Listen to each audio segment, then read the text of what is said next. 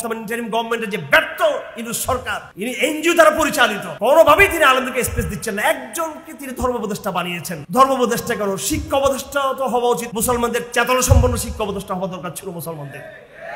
এখন আওয়ামী লীগ মুক্ত বাংলাদেশে আমি আপনাদেরকে সবাইকে আহ্বান করব, আপনারা দীর্ঘ একটা সংগ্রামের জন্য নিজেদেরকে প্রস্তুত রাখুন। আপনারা এই সংগ্রাম গরম মাথায় না, ঠান্ডা মাথায় সংগ্রাম করতে হবে। প্রত্যেকটি স্কুল কলেজ বিশ্ববিদ্যালয়ের সিলেবাসকে পরিবর্তন করতে হবে, সাথে সাথে কই মাদ্রাসার সিলেবাসও পরিবর্তন আনতে হবে। কিন্তু না, আমার ইনস্টিটিউশনকে আমি ভারতের পর্যায়ে নিতে পারলাম, চাইনার সাথে টক্কর দিতে পারলাম, ইউরোপের লোকদেরকে মুগ্ধ করতে পারলাম আমার টেকনোলজি দিয়ে, পারলাম না। কিন্তু আমি আমার অন্যটা খুলে আমি তাদেরকে মুগ্ধ করতেছি, আমি আমার গান গেয়ে আমি মুগ্ধ করতেছি। এগুলো তো হচ্ছে মূর্খতাই। আপনারা নেতৃত্ব দিবেন, যদি তাদের ইউরোপের সংস্কৃতিকে ভারতের সংস্কৃতিকে ধারণ করে থাকেন, গোলাম থেকে যাবেন, গোলাম থেকে যাবেন, নেতা হতে পারবেন না। আল্লাহ পাক বলেন কুনতুম খায়রা উম্মাহ উখরিজাত লিন-নাস, you are best of the people. তোমার কাজ তো নেতৃত্ব দেওয়া, তুমি নতুন অর্ডার বিনির্মাণ করবা, নতুন গ্লোবাল অর্ডার তৈরি করবা, তুমি এটা তোমার কাজ। তোমার কাজ গোলাম হয়ে থাকে না। আপনাদের কাজ হলো এই জাহেলিয়া সংস্কৃতিতে, এই জাহেলি শিক্ষা ব্যবস্থা থেকে আপনারা মন্দটুকুকে ফেলে দিবেন। আরবিতে বলা হয় খুজমা সফা ওয়া দামা কাদার। এই শিক্ষা ব্যবস্থা যেটা ময়লা আছে সেটা ফেলে দিব, ভালোটাকে গ্রহণ করব। ইল্লাল্লাযীনা আমানু ওয়া আমিলুস সালিহাতি ওয়া তাওয়াসাউ বিল হক ওয়া তাওয়াসাউ বিস সবর। ওয়া ক্বালা তাআলা ওয়া ইযা আখাযাল্লাহু মিসাকান নাবিয়্যিনা লামা আতাইতুকুম মিন কিতাবিন ওয়া হিকমাহ সুম্মা জাআকুম রাসূলুন মুসাদ্দিকুন লিমা মা'আকুম লাতু'মিনুন্না বিহি ওয়া লাতানসুরুন্নাহ ক্বালা আ'আকরারতুম ওয়া আখাযতুম আলা যালিকুম ইসরি ক্বালু আখরারনা ক্বালা ফাশহাদু ওয়া আনা মা'আকুম মিনাশ শাহিদিন।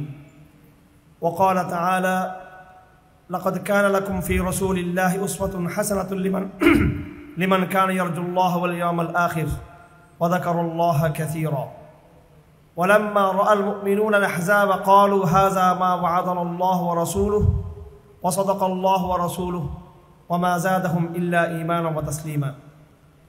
وقال تعالى لقد صدق الله رسوله الرؤيا بالحق لتدخلن المسجد الحرام إن شاء الله آمنين محلقين رؤوسكم ومقصرين لا تخافون فعلم ما لم تعلموا فجعل من دون ذلك فتحا قريبا. هو الذي أرسل رسوله بالهدى ودين الحق ليظهره على الدين كله وكفى بالله شهيدا. وعن عبد الله بن عباس رضي الله تعالى عنه قال قال رسول الله صلى الله عليه وسلم أبغض الناس إلى الله ثلاثة ملحد في الحرم ومبتغ في الإسلام سنة الجاهلية ومطلب دم امرئ مسلم إلا بحق نفسه. وقال رسول الله صلى الله عليه وسلم الدين النصيحة. قالوا لمن؟ قال لله ولرسوله ولأئمة المسلمين وعامتهم. وعن عبد الله بن مسعود رضي الله عنه قال خط رسول الله صلى الله عليه وسلم خطا مستقيما فقال هذا هو الصراط المستقيم ثم خط خطوطا عن يمين وشمال فقال هذه سبل ليس فيها سبيل إلا عليه شيطان. اللهم صل على محمد وعلى آل محمد كما صليت على إبراهيم وعلى آل إبراهيم إنك حميد مجيد. اللهم بارك على محمد وعلى آل محمد كما باركت على إبراهيم وعلى آل إبراهيم إنك حميد مجيد.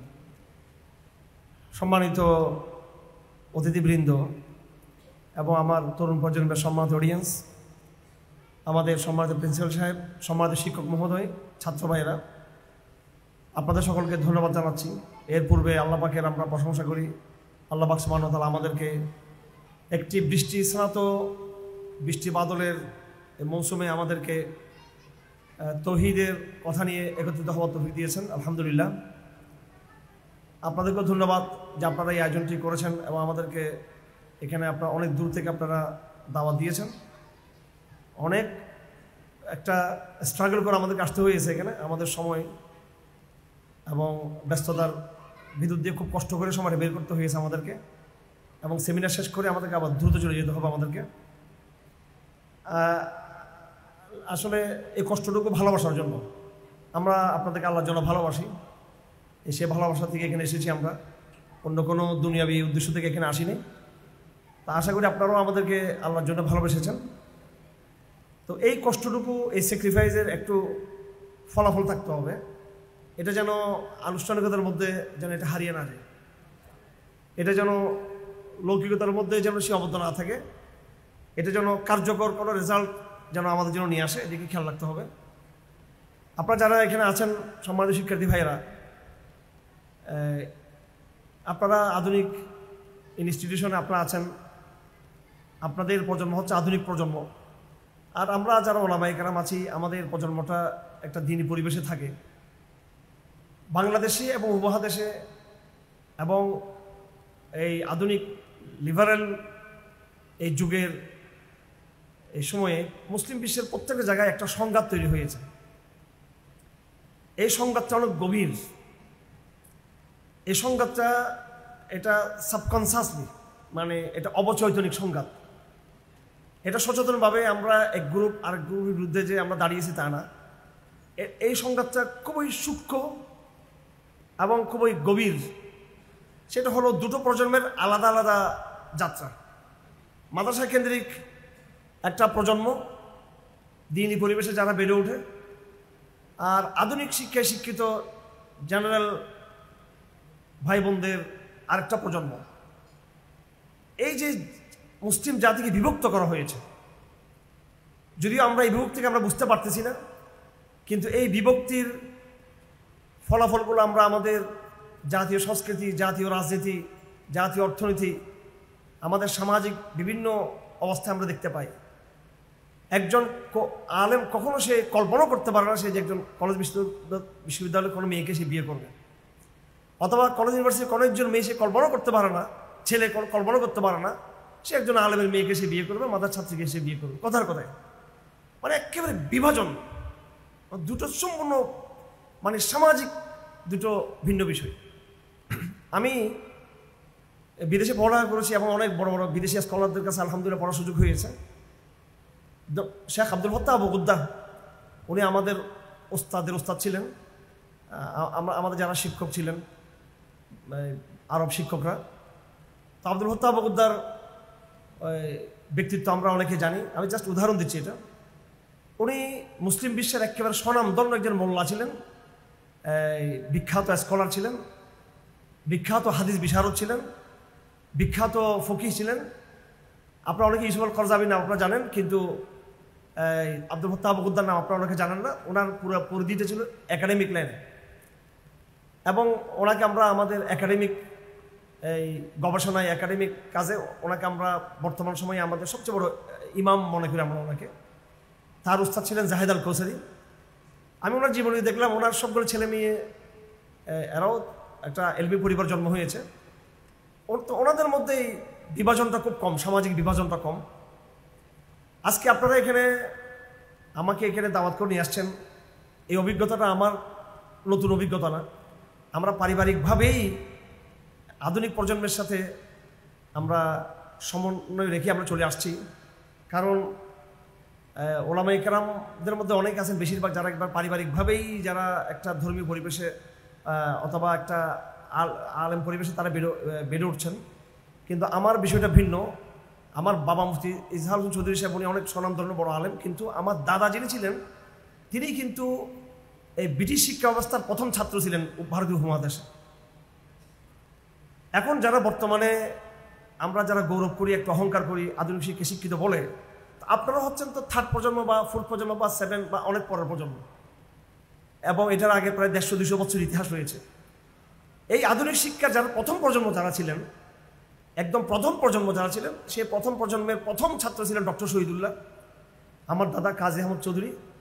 ওনার একদম প্রথম কলকাতা ইংলিশ মিডিয়াম স্কুলের, এবং এর আগে সীতাকুণ্ড স্কুল ছিল ইংরেজদের তত্ত্বাবধানে, তারা সেখানে পড়াশোনা করেছেন। আপনারা যারা আজকে এখানে এসেছেন, আমি একটু পিছন থেকে যদি আমি না যাই তাহলে সামনের কথাগুলো একটু বোঝাতে কষ্ট হয়ে যাবে। এই জন্য একটা কথা আছে, ইফ ইউ লুক ব্যাক, আপনি যত বেশি পিছন দিকে তাকাবেন, further you can look ahead, তখন আপনি সে পরিমাণ আপনি সামনের দিকে আপনি দেখতে পাবেন। আপনি যদি নিজের ইতিহাস না জানেন এবং আপনার পিছনের কথা, গল্প, পিছনের প্রেক্ষাপট, পটভূমি না বুঝেন, তাহলে আপনি আপনার সামনের কর্মসূচি নির্ধারণ করতে পারবেন না। আমি চেষ্টা করব সংক্ষিপ্ত সময়ে আমার আলোচনা শেষ করার জন্য, কিন্তু যত চেষ্টা করি আমাকে অবশ্যই আলোচনাটাকে বুঝিয়ে এখান থেকে বের হতে হবে। আমি কি মেসেজ নিয়ে আসছি এটা আমি চেষ্টা করবো এই মেসেজটা যেন আমি দিতে পারি। আপনাদের চেষ্টা থাকতে হবে এই মেসেজটা যেন আপনারা গ্রহণ করতে পারেন। আপনারা আজকে যারা এখানে এসেছেন আপনাদের এই পলিটিক্যাল ইঞ্জিনিয়ারিং ইনস্টিটিউশন আছে, হ্যাঁ, টেক্সটাইল ইঞ্জিনিয়ারিং ইনস্টিটিউট। এর আগে আমি গিয়েছিলাম এখানেই তো আসছিলাম, এই নাটুর আসছিলাম কিছুদিন আগে, একই সেম প্রোগ্রাম, তখন সেটা আরও ইয়েতে ছিল, খোলামেলা মাঠে ছিল। তো এই যে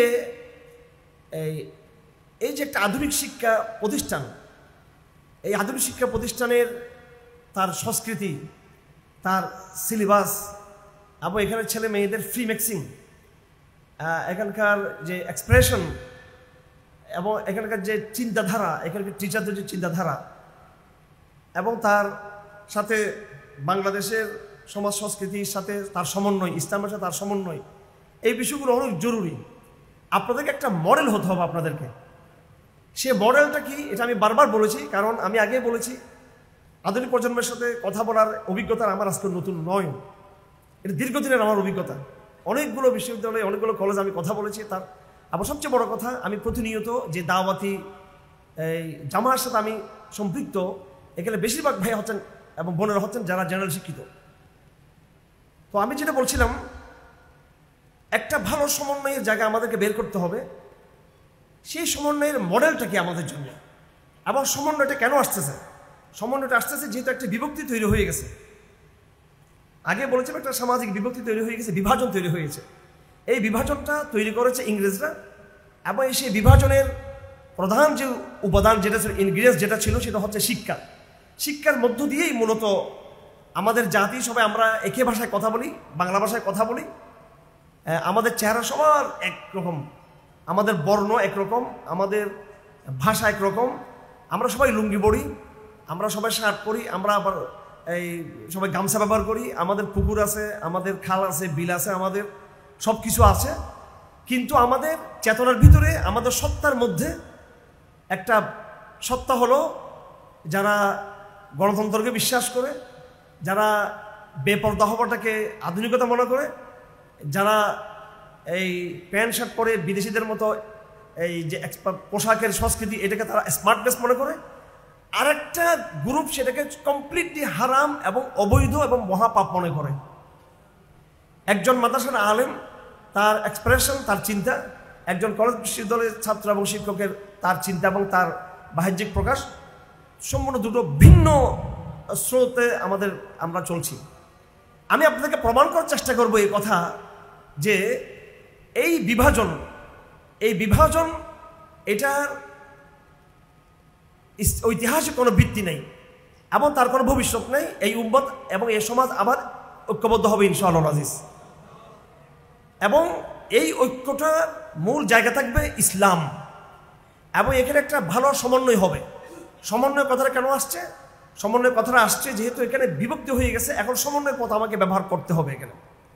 আমার ভাইয়েরা, আমি এই বিভক্তির বিষয়ে আবার একটু এই পিছনের দিকে একটু যাব, যেটা আমি আগে বলেছি যে আমরা যত বেশি পিছনে দেখবো তত আমি সামনের দিকে আগাতে পারবো। ব্রিটিশরা যখন এখানে আসে তখন তারা আসছিল ব্যবসায়িক উদ্দেশ্যে আসছিল, এবং আপনাদের এই অঞ্চলটা হচ্ছে এই মুর্শিদাবাদের কাছে, এই রাজশাহী, নাটোর, পাবনা, সিরাজগঞ্জ এই এলাকাটা ভারতের একবার কাছের এলাকা। তখন ঢাকা, মুর্শিদাবাদ এই এলাকাগুলো ছিল খুবই সমৃদ্ধ এলাকা ছিল, এবং বলতে গেলে এগুলো ছিল অর্থনৈতিক পরাশক্তির জায়গা ছিল।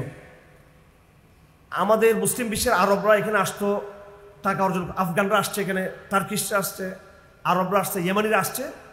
এরা দেওয়ার জন্য আসে নাই, নেওয়ার জন্য আসছে এখান থেকে, অর্থনীতি নেওয়ার জন্য। তারা এখানে চাকরি করতো, তারা এখান থেকে চাঁদা নিত, এখান থেকে তারা জাকাত গ্রহণ করতো, ব্যবসা বাণিজ্য করতো। ঠিক তদ্রুপ মুসলিম বিশ্ব যেভাবে বঙ্গের অঞ্চলে আসছে, মুসলিম বঙ্গে, কলকাতা কিন্তু তখন সমৃদ্ধ ছিল না, এদের কোনো ইতিহাস সমৃদ্ধি কিচ্ছু ছিল না, কোনো উন্নয়ন ছিল না, কোনো ডেভেলপ ছিল না। তাদের ডেভেলপ ছিল ঢাকায়, ডেভেলপ ছিল মুর্শিদাবাদে, ডেভেলপ ছিল এই রাজশাহী, এই সমস্ত এই অঞ্চলগুলোতে। তো মুসলিমরা আসতো মুসলিম ভ্রাতৃত্বের তাগাদায়, তারা ব্যবসা বাণিজ্য ইত্যাদি অথবা সাহায্য সহযোগিতার জন্য। আর পর্তুগিজ, ফরাসি, ব্রিটিশরা আসতো, ইটালিয়ানরা আসতো লুটপাট এবং ব্যবসায়িক ইয়ে দিয়ে একটা তারা তাদের পুঁজিবাদী খাস দিয়ে তারা এখানে আসতো। এর মধ্যে আবার বিভিন্ন গ্রুপ থাকতো, পর্তুগিজদের সাথে ব্রিটিশদের লাগতো, ব্রিটিশদের আবার ফরাসিদের সাথে লাগতো, আবার বিভিন্ন ইউরোপিয়ান এই জাতিগুলো এখানে আসছে। এখানকার এই সমৃদ্ধ যে মুসলিম শাড়ি কাপড়, এখানকার যে ভারতীয় উপমহাদেশে বিশেষ করে এই অঞ্চলের যে মশলা, গরম মশলা এবং এখানকার আরও অন্যান্য উপাদানগুলো নিয়ে তারা সেখানে বিজনেস করতো। এই বঙ্গের সাথে ব্যবসা বাণিজ্য করার মধ্য দিয়েই ব্রিটিশ এই সাম্রাজ্যের অর্থনীতির উন্নয়নের দুয়ার খুলে গিয়ে গেছেন তার মাধ্যমে।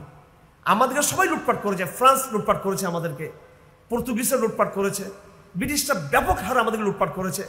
আর আরব দেশ এবং আফগানি এবং টার্কিশরা এরা হয়তো লুটপাট করে নাই, কিন্তু এরা মুসলিম ভ্রাতৃত্বের জায়গায় এরাও কিন্তু আমাদের কাছ থেকে উপকৃত হয়েছে তারা। যাই হোক, এখন ব্রিটিশরা প্রথমে যখন আসলো তাদের ব্যবসায়িক জায়গা থেকে, কিছুদিন পরে তারা তাদের এই ব্যবসাটা, তাদের অর্থনীতি ব্যবসায়িক লক্ষ্যটা চলে গেল রাজনৈতিক এতে চলে গেল। সেকেন্ড স্টেপ, তারা চিন্তা করলো ব্যবসা নিয়ন্ত্রণ করতে হলে এখন এই সব জায়গা অঞ্চলগুলোতে সৈন্য সামন্ত আনতে হবে। এবং আপনারা জানেন সবাই, সেটা বেসরকারি উদ্যোগে হয়েছিল। ইস্ট ইন্ডিয়া কোম্পানির মধ্য দিয়ে তাদের বেসরকারি উদ্যোগে তারা এই অঞ্চলের রাজনীতিতে তারা হস্তক্ষেপ করে। আমরা যেটা বলি যে মুর্শিদাবাদের যে পতন হয়েছে, ইসলামী দুর্গের পতন হয়েছে, সেই ইতিহাস তো আপনারা সকলে জানেন, আমি ডিটেলস ইতিহাস দিকে আমি যাবো না। আমি খুব সামারি পেশ করার চেষ্টা করব। প্রথম তাদের এজেন্ডা ছিল ব্যবসা। তারপরে ব্যবসাকে নিয়ন্ত্রণ করার জন্য তারা রাজনীতি এবং ক্ষমতামুখী তারা হতে লাগলো, সামরিক শক্তি অ্যাপ্রোচ তারা করতে লাগলো। এর মধ্যে কিন্তু অনেক দিন চলে গেল, কিন্তু ব্রিটিশদের ব্যবসায়িক আগ্রাসন, অর্থনৈতিক আগ্রাসন এবং তারপরে রাজনৈতিক আগ্রাসন, যেখান থেকে মীর জাফররা তৈরি হয়েছে, ঘসরি বেগমরা তৈরি হয়েছে। এরপরে তাদের শাসন যখন একটু দৃঢ় হতে লাগলো, আপনি অবাক হয়ে যাবেন যে ব্রিটিশরা আমাদের রাজনীতি নিয়ন্ত্রণ করতেছে, ব্যবসা নিয়ন্ত্রণ করতেছে, কিন্তু পুরো শিক্ষা ব্যবস্থা কিন্তু আমাদের হাতে। কিন্তু এখন এখানকার পুরো শিক্ষা প্রতিষ্ঠানগুলো কিন্তু আমাদের হাতে, এবং আইন আদালতে বিচার বিভাগে পরিপূর্ণভাবে ইসলামী আইন চলতেছিল, একদম ফৌজদারি আইন, শুধু সিভিল ল না, আমাদের একবারে ইসলামের যে ক্রিমিনাল ল এগুলো পর্যন্ত, যাদেরকে বলা হয় কাজী বলা হয়, বিচারক বলা হয়, বিচার ব্যবস্থা কিন্তু আমাদের হাতে ছিল। বিচার ব্যবস্থা আমাদের হাতে, শিক্ষা ব্যবস্থা আমাদের হাতে, কিন্তু ইংরেজরা কিন্তু ঠিক আমাদের রাজনীতি নিয়ন্ত্রণ করতেছে। তো দুটো ধাপ অতিক্রম করলো তারা, ব্যবসায়িক ধাপ অতিক্রম করে তারা পরিপূর্ণ ব্যবসায়িক নিয়ন্ত্রণ তারা প্রতিষ্ঠা করলো। এবং সেই সময় মুসলমানদের জন্য আমরা যত আক্ষেপ করি তাদের পতন হয়েছে, এরা আসলে দুষ্ট ছিল, এরাই ছিল আসলেই মানে নষ্ট ছিল এরা। এরপরে দ্বিতীয় ধাপে রাজনীতি তাদের হাতে ছেড়ে দিল, ব্রিটিশদের হাতে মুসলিমরা। তৃতীয় ধাপে ব্রিটিশরা চিন্তা করলো এদের রাজনীতিকে এখানে সাস্টেন করতে হলে তাদের কিছু এই আমলা দরকার, আমলা বাহিনী, যে আমলা বাহিনী এদেশের জনগণ, এদেশের এই নাগরিকদের সাথে তাদের মধ্যে মধ্যস্থতা করবে। তখন তারা তাদের ব্রিটিশ কোম্পানিগুলো ছত্রছায়ায়, ব্রিটিশ গভর্নমেন্টের অনুমোদনে, তাদের সহযোগিতায়, তাদের সামরিক সাপোর্ট সব কিছু নিয়ে এই তারা সীমিত পর্যায়ে তারা কিছু কলেজ এবং বিশ্ববিদ্যালয় তারা নির্মাণ করতে লাগলো। বিশ্ববিদ্যালয় মোটেও না, কলেজ তারা নির্মাণ করতে লাগলো। এবং কলকাতা আলিয়া কলেজ যেটা হয়েছে এই জন্য হয়েছিল যে সেখানে তারা কিছু আমলা তৈরি করবে, তারা কিছু দালাল তৈরি করবে, তারা কিছু বুরক্রেট তারা তৈরি করবে, এরা তাদের পক্ষে হয়ে কাজ করবে, কারণ এখানে আমলা দরকার। আমি আপনারা যদি বিরক্ত না হন, একটু দেরি হলেও একটু কথাগুলো একটু বুঝে নিতে হবে, যাতে আপনারা আপনাদের দায়িত্বগুলো আমরা বুঝে নিতে পারি। তো প্রথম যখন ব্রিটিশ আসছিল, দেশ চালাবে কেমনে? এখানে তো ইংরেজি শিক্ষিত লোকজন নাই, স্কুল নাই, কলেজ নাই, ভার্সিটি নাই, বিশ্ববিদ্যালয় নেই, তো কারা তাদের কাজ করবে? তারা জমিদারি প্রথার মধ্য দিয়ে তারা কিন্তু এই রাষ্ট্র চালাতো। এবং আমার দাদার বড় ভাই যিনি ছিলেন, তিনি ব্রিটিশ পার্লামেন্টের কলকাতার তিনি ইয়ে ছিলেন, এমপি ছিলেন, তিনি এমএলএ বলা, member of the law assembly বলা হতো সেটাকে। তো তারা কি করতো, জমিদারদের মধ্য দিয়ে এই সমাজকে তারা প্রতিষ্ঠা করার চেষ্টা করতো। তো আমার দাদা নিজেও কিন্তু শিক্ষিত ছিলেন না, আমার দাদার যিনি বড় ভাই, আমার আপন দাদা শিক্ষিত ছিলেন, আমার আব্বার আব্বা, কিন্তু আমার আব্বার যিনি বড় ভাই তিনি শিক্ষিত ছিলেন না। কারণ কোনো কলেজ তো নেই এখানে, বিশ্ববিদ্যালয়, ইংরেজি করতে গিয়ে শিখবেন। তো উনি ব্রিটিশদের সাথে মিশতে মিশতে মিশতে মিশতে মিশতে মিশতে এরা শিক্ষিত হয়ে গেছে। পুরো বাংলাদেশটা নিয়ন্ত্রণ করতে জমিদাররা ব্রিটিশদের পক্ষ হয়ে, সেটা আমার দাদা হোক, আপনার দাদা হোক, ওনারা সবাই কিন্তু ব্রিটিশদের দালালি করেছিলেন, কিন্তু একটা সময় পর্যন্ত, অনেক লম্বা সময় পর্যন্ত। এবং সেটা সিস্টেমটা এমন হয়ে গিয়েছিল, মুসলিম লীগ জন্ম হয়েছে কিন্তু এই ব্রিটিশদের আতাতের মধ্য দিয়ে তাদের জন্ম হয়েছে। মুসলিম লীগ আর কংগ্রেস সবাই, কিন্তু ভারত পাকিস্তান এই দুটো রাষ্ট্রের জন্ম হয়েছে ব্রিটিশদের সাথে আতাতের মধ্য দিয়ে জন্ম হয়েছে। এগুলো কোনো বিশুদ্ধবাদী তরিকায় জন্ম হয় নাই, না কংগ্রেসের জন্ম বিশুদ্ধবাদী পন্থায় হয়েছে, না মুসলিমের জন্ম কোনো বিশুদ্ধ জায়গাতেও হয়েছে। এটা ব্রিটিশদের সাথে আতাত করে তারা আসছে কিন্তু এখানে।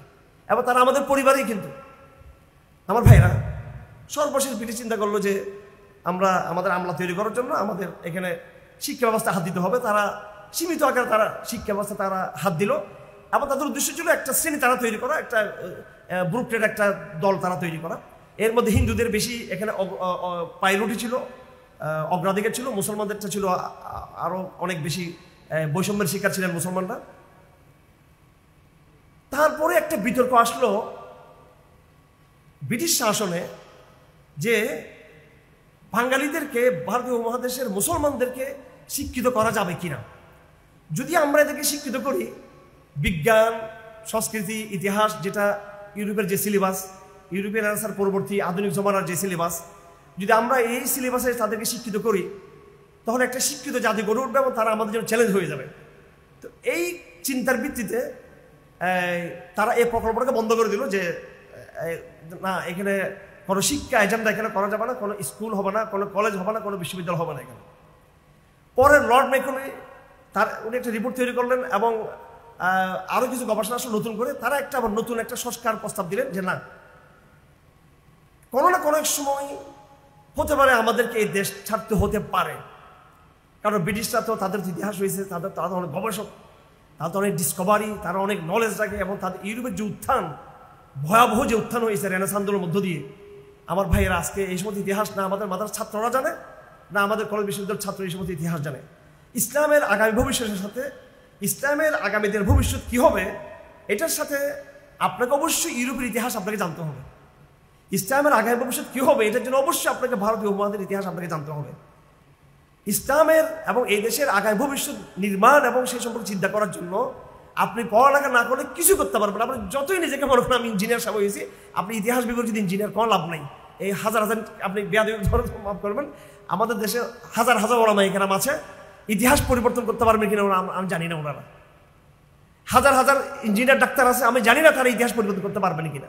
স্রোতে গা ভাসাচ্ছি সবাই আমরা, আলেম বলি, ইঞ্জিনিয়ার বলি, ডাক্তার বলি, বক্তা বলি, ধর্মীয় ব্যক্তি বলি, আধুনিক শিক্ষা শিক্ষিত বলি, আমরা সবাই স্রোতে গা ভাসাচ্ছি। আমার ভাই, আমি জিজ্ঞেস করতে চাই, আমরা কি স্রোতে গা ভাসানোর জন্য তৈরি হয়েছি? আমরা আজকে সেমিনার করে মেসেজ দিচ্ছি যে এটাই স্রোতে গা ভাসানোর জন্য নয়, এই স্রোতকে পাল্টানোর জন্য আমরা এখানে এসেছি। আমরা এখানে স্রোত কেমনে পাল্টাতে হয় সেটা আমাদের জানা আছে। আমাদের অবশ্যই এই স্রোত পাল্টানোর সেই ইতিহাস আমাদের রয়েছে বিগত দিনে, এবং এই সময় আমরা সে লড়াই করে যাচ্ছি। সেটা রাজনৈতিক হোক, সাংস্কৃতিক হোক, সামরিক হোক, বুদ্ধিবৃত্তিক লড়াই হোক। আপনারা আমাদের লিটারেচার দেখলে অবাক হয়ে যাবেন।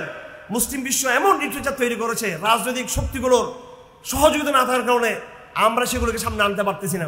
এবং বর্তমান ইন্টারিম গভর্নমেন্টের যে ব্যর্থ ইউনুস সরকার, ইনি এনজিও দ্বারা পরিচালিত, কোনোভাবেই তিনি আলেমদেরকে স্পেস দিচ্ছেন না। একজনকে তিনি ধর্মোপদেষ্টা বানিয়েছেন।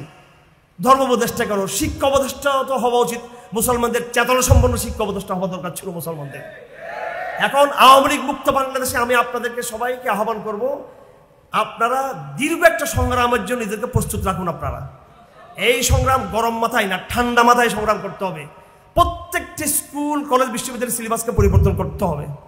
সাথে সাথে কই মাদ্রাসার সিলেবাসও পরিবর্তন আনতে হবে। কিন্তু এখানে সমস্যা কি? আপনি ইংরেজি পড়েন, আপনার সমস্যা কোথায়? এখানে আপনার বাংলা পড়লে আপনার সমস্যাটা কোন জায়গায়?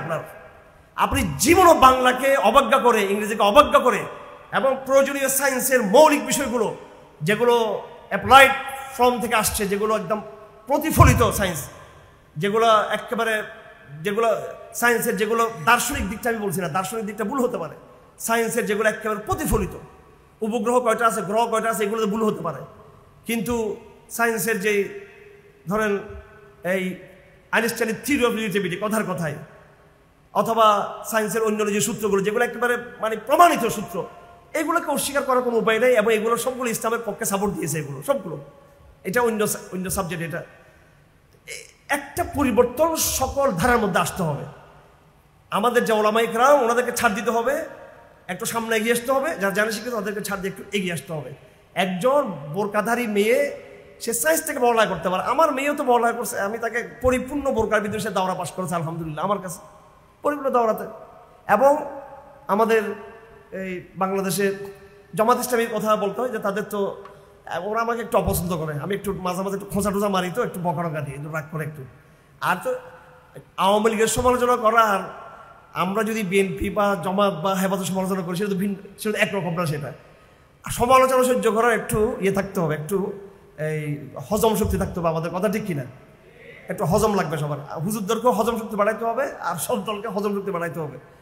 যাই হোক, আমি একটা স্কুলে সাপোর্ট পেয়েছি, সেটা ওনাদের তত্ত্বাবধানে ছিল এবং টিচাররা অনেক ছিলেন, তারা পর্দার ব্যবস্থা করে দিয়েছেন, সম্পূর্ণ পর্দার, একেবারে পর্দার, পুরো পর্দার। এই পর্দার ব্যবস্থার বিদ্যুৎ দিয়ে তো আমার মেয়েকে ভালো সায়েন্স থেকে আমি মেট্রিক দিয়েছি, ইন্টার পড়তে তার অবশ্য বিয়ে হয়ে গেছে। তো বোরকার ভিতরেও তো বিজ্ঞান চর্চা হতে পারে কিনা? বোরকার ভিতর দিয়ে বিজ্ঞান চর্চা হতে পারে কিনা? মোল্লার জুব্বার ভিতর দিয়ে বিজ্ঞান চর্চা হতে পারে কিনা? আর আপনাদের প্যান্ট শার্টের ভিতর দিয়ে তৌহিদ চর্চা হতে পারে কিনা? পারে তো। এটা কেন পারবে না? এই আলাপগুলো আপনারা আমাদের সাথে যোগাযোগ রাখেন, সম্পর্ক রাখেন। আজকে সম্পর্ক শুরু হলো, এটা অব্যাহত থাকবে, তারপর দেখবেন কিভাবে পারে আমার ভাইরা। তো যাই হোক, এই যে একটা দূরত্ব তৈরি হয়ে যাচ্ছে, এটাকে ভাঙতে হবে, নতুন এক বাংলাদেশ বিনির্মাণ করতে হবে।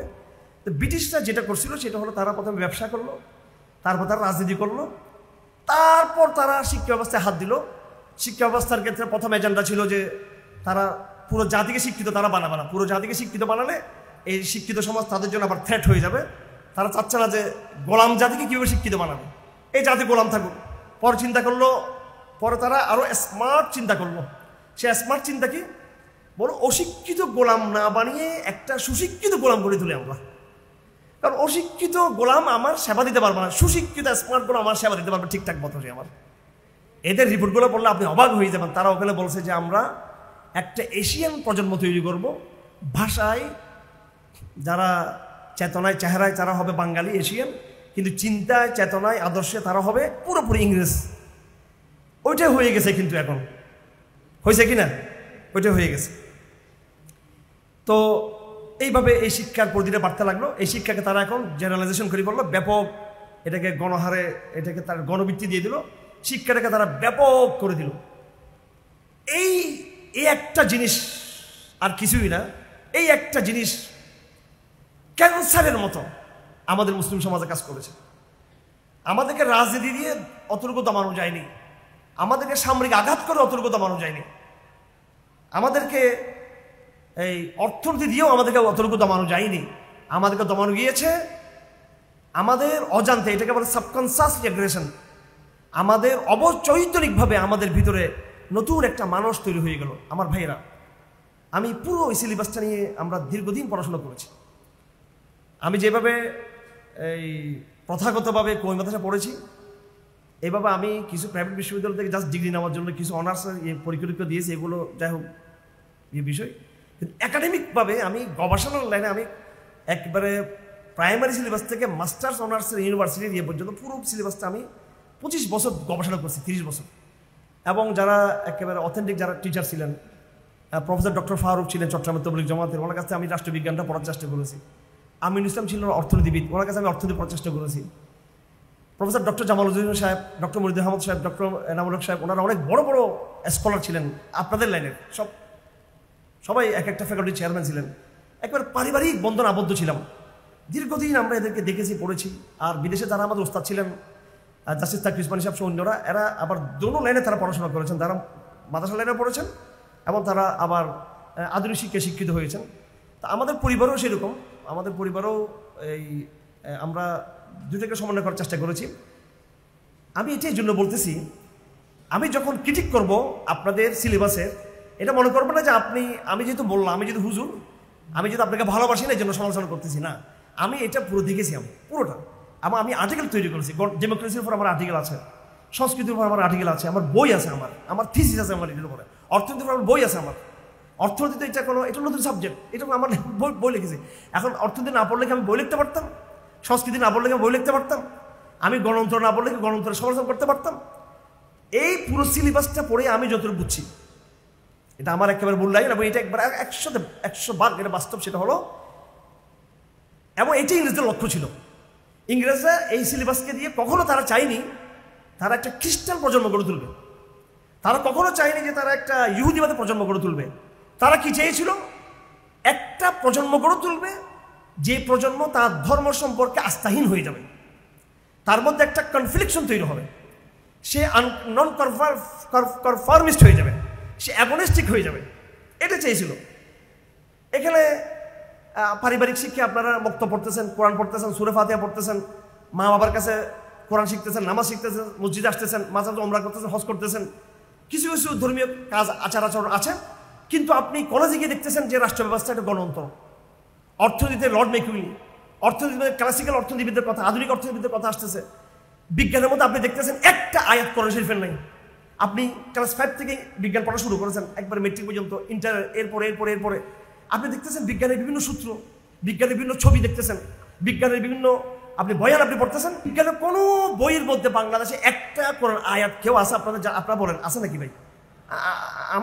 আমি দেখিনি, আপনাদের জানার মধ্যে আছে বাংলাদেশের বিজ্ঞানের কোনো বইয়ের মধ্যে একটা কোরআনের আয়াত আছে?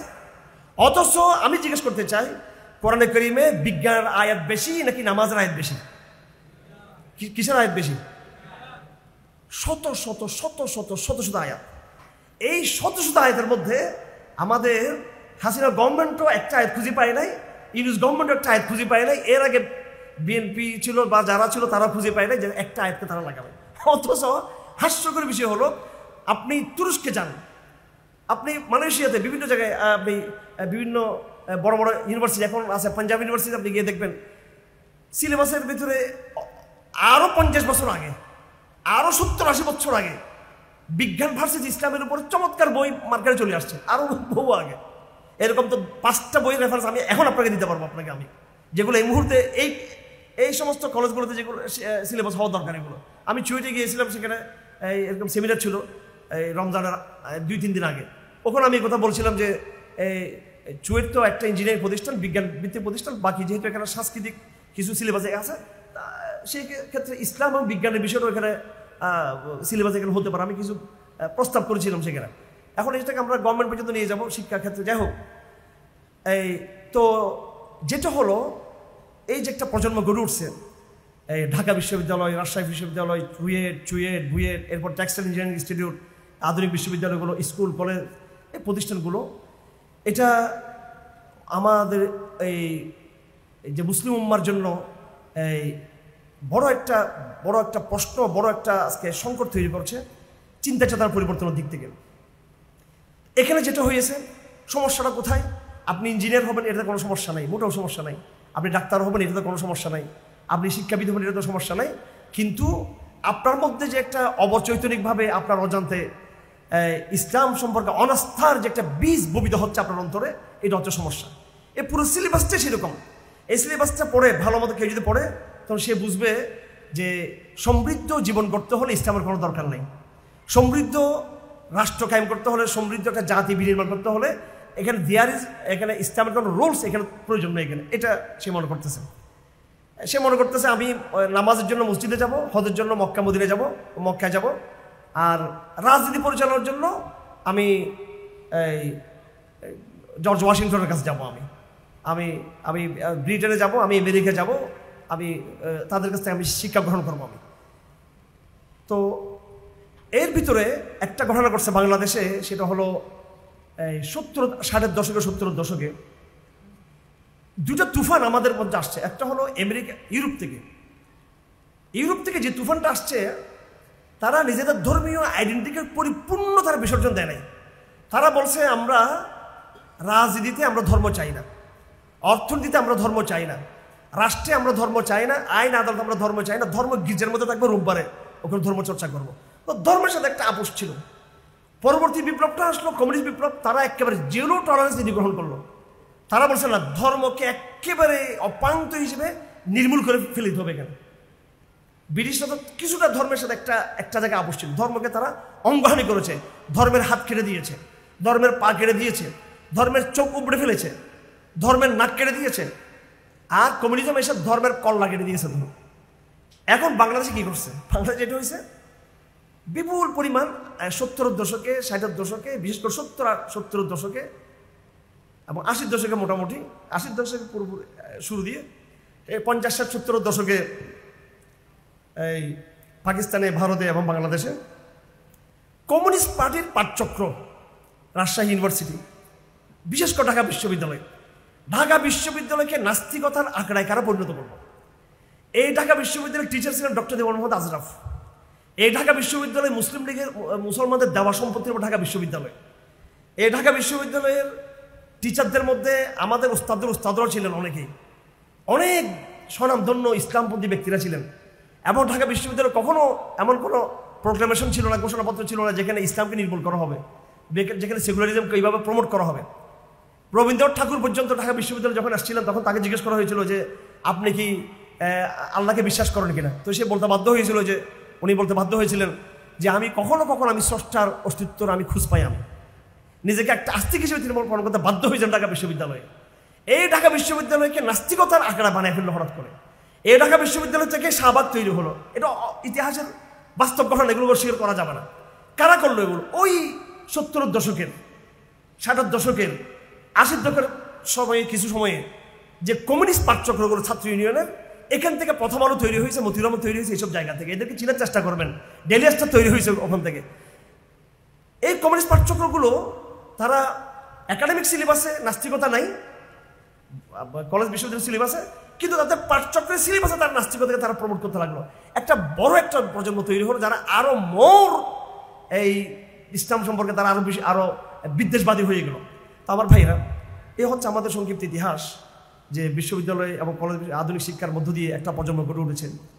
আমরা কি এই পরিস্থিতির উপর সন্তুষ্ট কিনা? আমরা কি মেনে নিতে পারি? এটা আমরা মেনে নিতে পারি না। আমি কথা শেষ করবো, আপনারা অধৈর্য হবেন না। এটা তো একটা দিক বললাম। এবার দেখেন প্রান্তিকতা কাকে বলে, মানে বাড়াবাড়ি ছাড়াছাড়ি কাকে বলে। পুরো একটা প্রজন্ম চলে গেল ব্রিটিশদের ফাঁদের মধ্যে। এটাকে কমিউনিস্টরা আরো নষ্ট করলো।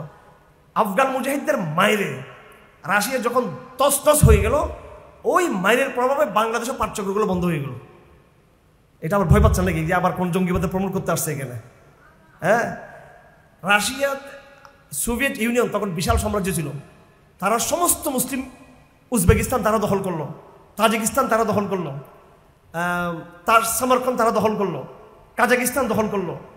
সমস্ত মুসলিম বিশ্বের যেখান থেকে ইমাম মুসলিম তৈরি হয়েছে, ইমাম বুখারী তৈরি হয়েছেন, যেসব জায়গা থেকে বুখারী, মুসলিম, তিরমিজি, বড় বড় আমাদের স্কলারও তৈরি হয়েছেন, ইসলামের একবার ক্লাসিক্যাল যে উত্থানটা হয়েছে ইসলামের, এই জায়গা থেকে এগুলো সবগুলো রাশিয়া দখল করলো, সব ধ্বংস করলো। এরপরে তারা আফগানিস্তান দখল করলো।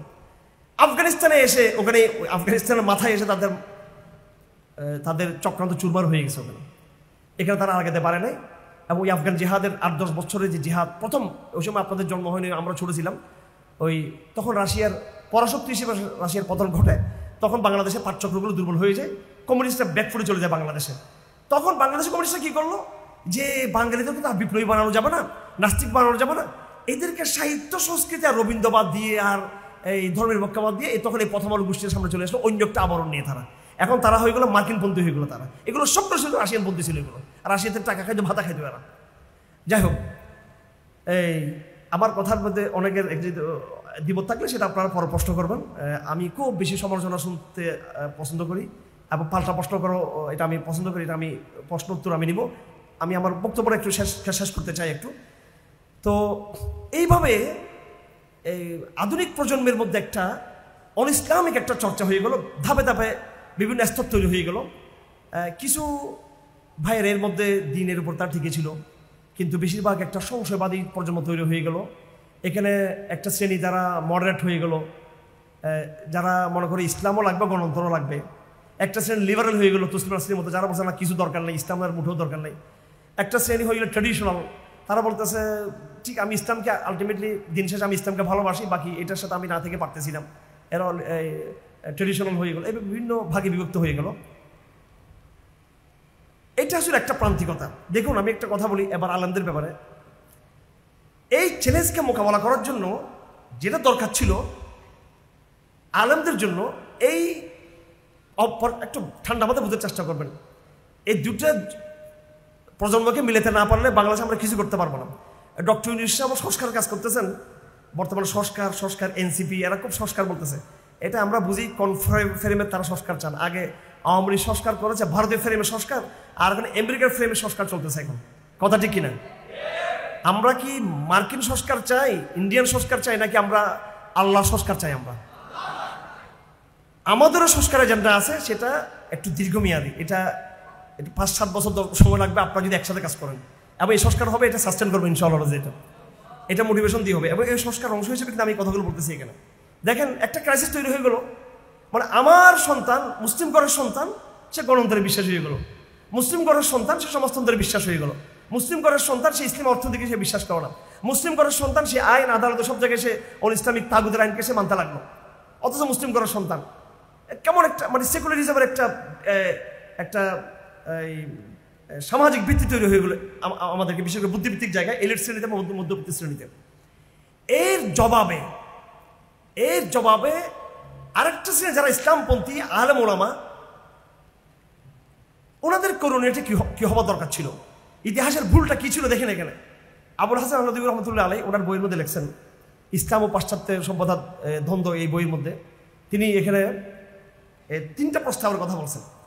যে এই পাশ্চাত্য আগ্রাসন, যেটা মুসলিম উম্মার মধ্যে সাংস্কৃতিক যে আগ্রাসন হয়েছে এবং যেখানে মুসলমানদেরকে ভিন্ন এক জীবন ব্যবস্থার সবক দেওয়া হচ্ছে, মুসলমানরা নিজেদের আত্মমর্যাদা হারিয়ে ফেললো এবং নিজেদের ইতিহাসকে ভুলে গেল, তারা পুরো ইউরোপিয়ান হয়ে গেল চামড়ার ভিতরে, নিজেদের এশিয়ান চামড়ার ভিতরে সবাই ইংরেজ হয়ে গেল। এক্ষেত্রে 3টা প্রস্তাব উনি বলেন হতে পারে। একটা হল আমরা সবাই একেবারে তাদের সাথে লিবারেল হয়ে যাবো, ইংরেজ হয়ে যাব। আমরা একেবারে ইসলাম থেকে ইসলাম বাদ দিয়ে সবাই আমরা লিবারেল হয়ে গেলাম। এটা একটা মানে একেবারে অন্ধভাবে পুরোপুরি এই সংস্কৃতিকে বিশ্বাস করা, এটাকে মেনে নেওয়া আদর্শিকভাবে, এটাকে বিশ্বাসের জায়গায় এটাকে নিয়ে নেওয়া। 2 নম্বর প্রস্তাব হলো এটাকে কমপ্লিটলি এটাকে অগ্রাহ্য করা। টোটালি আমি স্কুল মানি না, কলেজ মানি না, বিশ্ববিদ্যালয় মানি না, বিজ্ঞান মানি না, ইংরেজি সাহিত্য মানি না, আধুনিক পাশ্চাত্যের যে ইতিহাস এটা আমরা মানি না, সাহিত্য কিচ্ছু মানি না, এই রাজনীতি আমি মানি না, আইন আদালত মানি না। আমি একেবারে গ্রামগঞ্জে গিয়ে আমি এখানে আমার ট্র্যাডিশনাল পুরান পদ্ধতি আমি এখানে মাদ্রাসায় কায়েম করবো, আমি এটা নিয়ে আসি। আর এদেরকে সবগুলো কাফের নাস্তিক মোরতাদ মনে করি। এদেরকে মেয়েও বিয়ে দিব না, নিজের ছেলেও এখান থেকে বউ আনবো না, নিজের মেয়েকে এখানে দিব না। এরা একটা গোষ্ঠী, আমরা একটা গোষ্ঠী। এটা হয়েছে কিনা ভাই? আমার কথাগুলো যদিও আজকে শুনতে অবাক লাগে, কিন্তু এটা হয়েছে এবং এটা এখন চলতেছে এরকম একেবারে প্রান্তিক চিন্তা। একটা হলো পুরোপুরি গ্রহণ করে নেওয়া, আরটা হলো পুরোপুরি ছেড়ে দেওয়া। আবুল হাসান নদভী রহমতুল্লাহ বলেন এখানে সিদ্ধান্ত নেওয়ার ক্ষেত্রে যে ভুলটা হয়ে গেছে আমাদের একবারে, এটা আমি অবশ্য গবেষণা করে খুব অল্প শব্দ নিয়ে আসছি আমি ওনার চিন্তাটাকে, এবং সেটা ওনার না, সমস্ত ইসলামিক স্কলারদের এটা প্রস্তাব ছিল বিগত শতাব্দীতে।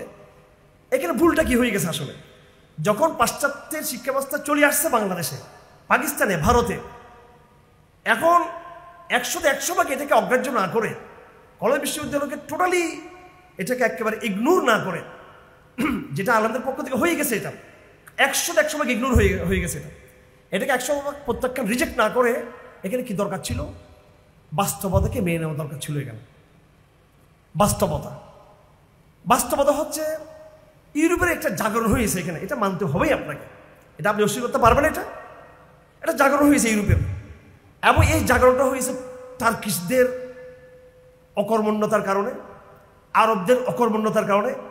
আপনি জীবন ব্যবস্থার নেতৃত্ব ছেড়ে দিয়েছেন, বাঙালি মুসলমান নেতৃত্ব ছেড়ে দিয়েছে, হিন্দুস্তানি মুসলমান দুর্বল হয়ে গেছে, আরবরা নিস্তেজ হয়ে গেছে, টার্কিশরা মূল্যবোধ হারিয়ে ফেলছে।